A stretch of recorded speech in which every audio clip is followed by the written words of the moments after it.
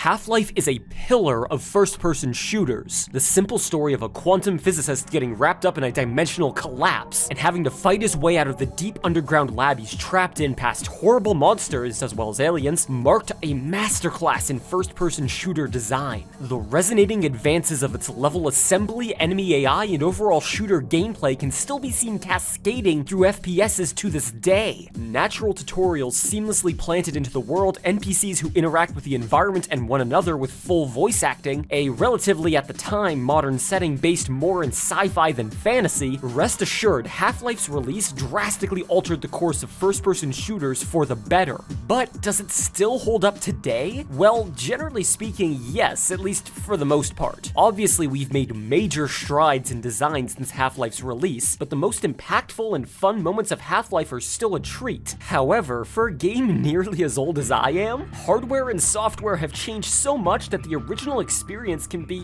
hard to recreate. Thankfully, Half-Life's development team, Valve, is also the company behind the ever-popular PC gaming marketplace Steam, meaning Half-Life's legacy has been long preserved and kept playable through the years. For a mere $10, you can experience this milestone in FPS design to its full potential, right? Because when searching for Half-Life on Steam, ignoring sequels, you're also shown a port Valve released in 2004 for their famed Source engine, Half-Life Source, for the same price. A more modern port of a classic shooter surely will offer a better experience in the modern era, right? And going even further down the list, an interesting little third-party recreation called Black Mesa, named after Half-Life's setting, seems to be the newest and most stunning-looking version of this title. A complete recreation from the ground up with modern design cues in mind. Well, surely that's the best way to enjoy Half-Life, right? Between Half-Life, Half-Life Source, and Black Mesa, which title is the best way to play the classic shooter nowadays? Well, that question depends on what you're looking for, as at a glance one's assumption may be the best looking game. I'll let the game's introduction sequence, the tram ride through the science facilities, serve its purpose as a graphical showcase as I explain. Generally speaking, I would argue that the visual quality of a game comes down to 50% fidelity and 50% flair. Art style is just as important as definition when it comes to an aesthetically pleasing game. Thankfully, making my job easier, all three versions of Half-Life stick to the same art style very closely,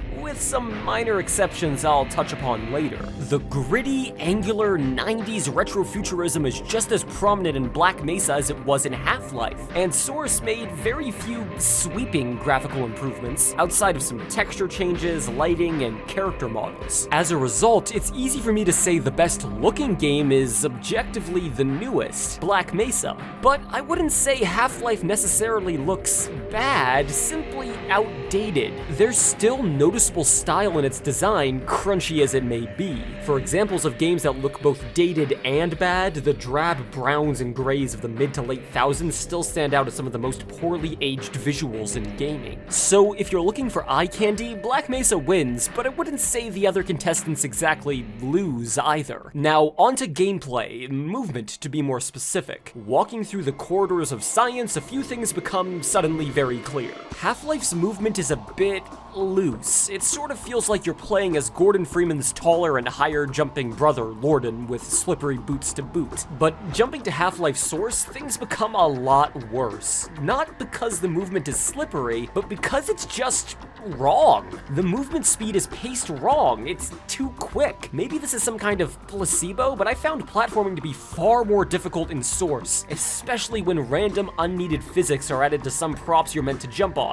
More on that later. The Source engine is simply a different beast than Half-Life's original engine, Gold Source, and the mechanics will never feel quite right. So the obvious solution is to alter the maps to accommodate for the different pacing of the game, and if Black Mesa does anything perfectly, it's updating the maps. This is the biggest and most obvious change I've found when playing these games back to back. Black Mesa is more like a highlight reel of Half-Life rather than a traditional remake. It takes all those best moments you remember, like the Hydra battling the helicopter, firing the rocket, and recreates them beautifully. However, the tracks used to carry you from beat to beat are completely redone. Corridors and rooms are swapped around or made from the ground up to provide you with a very different experience from what you may expect. Are these new rooms better than Half-Life? Well, that can be subjective for a lot of players. However, I'd argue two massive improvements made to the progression of the game come in the form of On a Rail and Zen. On a Rail is a low point in Half-Life, even more so in Source, as the tram you're riding around on has some questionable physics. The confusing corridors and live wires slow gameplay to a crawl. Black Mesa's solution was to chop the segment down to a bite-sized morsel, keeping the memories alive while lightening the load. A far shorter, more linear, and overall more enjoyable tram segment keeps the pacing of the game intact, and the lost time is more than made up for in Black Mesa's other major revision, Zen. The alien border world opened up by your little science experiment gone critical, where the creatures you battle with throughout all of the title emerged from.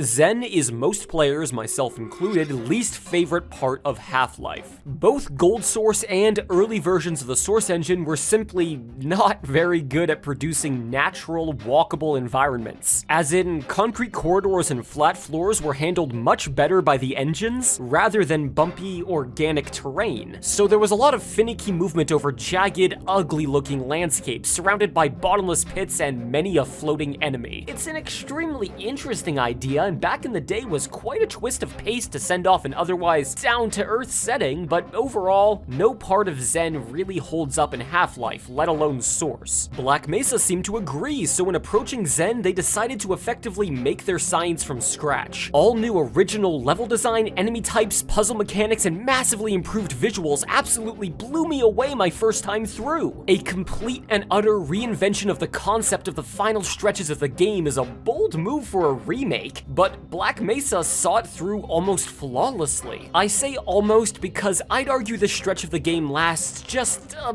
bit too long. It's not necessarily bad, just a bit monotonous, and not every change throughout the rest of the game is for the better in my opinion. Certain simplifications and alterations of puzzles prove uninteresting in practice. For instance, this puzzle in Questionable Ethics in the original Half-Life tasks Freeman with jamming the safety shield of a heavy-duty laser to blast a hole in the wall behind it. Of course, with physics-based puzzles being a staple of the Source engine, Black Mesa took this puzzle and completely removed it, simplifying it down to unplugging a single socket to depower the shield. This decision was likely made as a result of the improved physics, as the Source engine tends to get pretty lively anytime physics objects are shoved into walls. At the same time, it's a shame a fun little puzzle has been reduced to a simple wall plug. Of course, by changing so much, the remake inherently plays on expectations. While many level layouts do remain largely unchanged from the original, apart from the obvious visual overhaul, these areas will often have alternate paths available to you if you know where to look,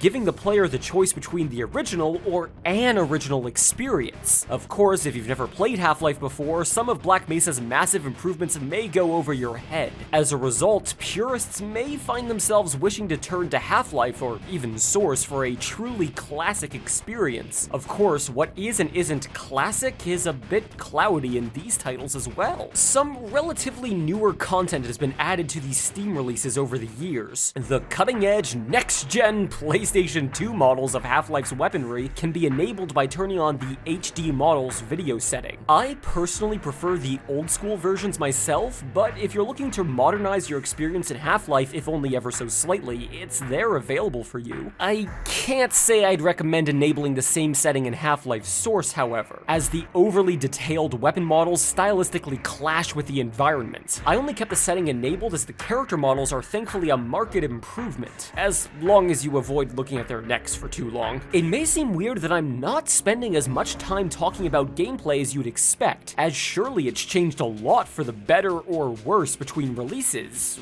right? Well, no, not really. And that's a testament to how revolutionary the combat and AI of the original Half-Life truly was. Soldiers are still as trigger-happy and grenade-spammy as ever, and Vortigaunts are as fickle and potent as you'll remember them. It just works. The most Black Mesa does to improve on this is to add some modernizations to pathfinding and revamps of the less interesting boss fights. The combat and AI still holds up for the most part. These older shooters all have the problem of playing around the expectation of the player taking damage over time, since enemies are extremely quick to attack once you break cover. As a result, health kits and suit recharge stations are littered throughout the entire game. We've gotten better better at building games around the idea of avoiding damage rather than tanking it since then, even within the confines of the Half-Life franchise. But just because it's an older method of gameplay doesn't mean it's necessarily worse. The game is balanced with this style of combat in mind. It's perfectly functional. However, that sentiment is not maintained throughout all of the awkward middle child of Half-Life releases. Half-Life Source's main offerings as a re-release are improved visuals, such as a better flashlight, and physics for some props and ragdolls. These may sound like trivial additions, but they actually do improve gameplay ever so slightly. The problems these additions solve are most apparent when crawling through air vents, a staple of Half-Life gameplay. The flashlight in the original title shines wherever your crosshair points, regardless of how far away that is. And the game has this small problem where when enemies are killed, their corpses are solid for a few seconds after death. This grows annoying quickly in dark, enclosed spaces. But Source's ragdolls act as you'd expect them to, ceasing to be obstacles as soon as they stop attacking you. Seems like some nice quality of life improvements, right? The biggest issue with Half-Life Source, however, is that it occasionally does this. Yeah, this port is buggy and busted in a lot of strange ways that have yet to be and probably will never be addressed by Valve. Barnacle tongues will more often than not remain unrendered, map events will completely break and cease to function, textures will go fully unloaded for stretches of the game, props and doors use the wrong sound effects, enemy AI is barely present. There's a list of all the various ways in which Half-Life Source breaks itself available on the Valve developer wiki, featuring some pretty choice quotes such as "Scientists no longer comment on smells" and "Soldiers do not fear MP5 grenades." This list makes it clear the game is broken in so many ways, both big and small, that it makes for an overall uncomfortable experience. I genuinely can't recommend anyone play Half-Life Source for this reason. Even if there are mods that may resolve some of these issues, when Half-Life continues to exist for the same price of $10, well,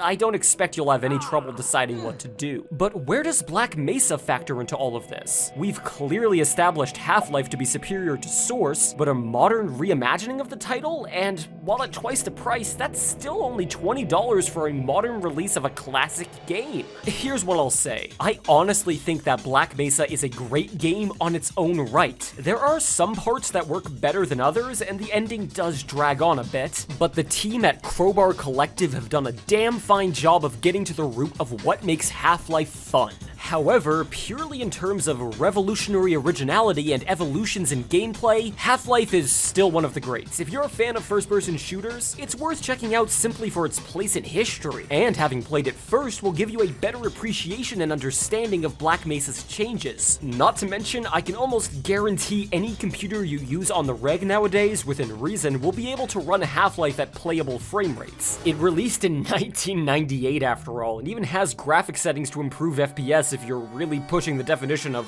gaming computer. Not to say Black Mesa performs badly, except in the most intensive situations. Of course, all the modern graphical tweaks you'd expect are available, but this is a YouTube channel, so I try to run at the highest settings I can. My recommendation is if you've never played a Half-Life game before, ever, then start with the original Half-Life. It's dated in a lot of ways, but is nowhere near approaching unplayable. Updates over the years have improved controls, it'll run on most any computer you throw at it, and purely gameplay-wise, it still holds up. All the big, impactful moments still work, weapons like the rocket launcher and Tau cannon are still satisfying to use, the final boss is still interesting even if Zen itself doesn't deliver. Half-Life has earned a reputation as one of the greatest FPSs of all time with good reason. It did so many things so well and did most of them before anyone else. As for Black Mesa, if you've played Half-Life before, either recently or long ago, it makes for an absolutely excellent revisit to the moments we all enjoyed in the classic. It's effectively a best of for all the things that made Half-Life stand out, even to this day. And if you're someone who has played Half-Life 2 or Half-Life Alyx before, but has never taken the time to swing back to the original for whatever reason, I would say in that case, Black Mesa can serve as an excellent way to experience the plot beats and most interesting gameplay ideas Half-Life 1 had to offer, without being too much of a visual downgrade from modern releases. And And lastly, I would say for anyone with limited hearing, Black Mesa will likely prove a better option in general simply due to its full captioning, which is a setting you can enable in Half-Life Source, by the way. It just doesn't do anything. Aside from those cases, however, I'd advise against playing Black Mesa as your first installment of the Half-Life franchise. I say this because while Black Mesa is overall an excellent game on its own right, it doesn't do as good of a job of introducing the player to its mechanics as the official titles do, in my opinion.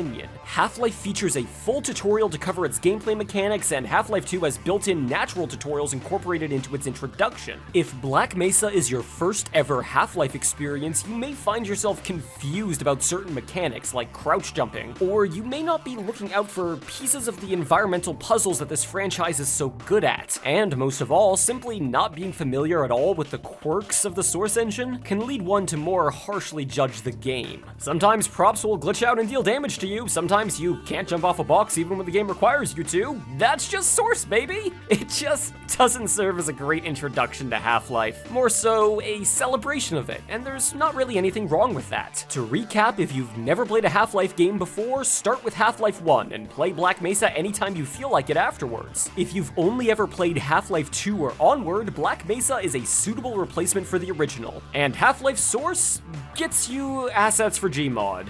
Rather an anticlimax. All three games are linked below, and even if you don't intend to play it for a while, I'd still recommend buying Black Mesa to support the devs if you enjoy Half-Life at all. Speaking of, my review of Half-Life Alyx is linked down there as well if you want to see some more content about this franchise from me. And remember, this is all my opinion. Play whatever games you want, except Half-Life Source.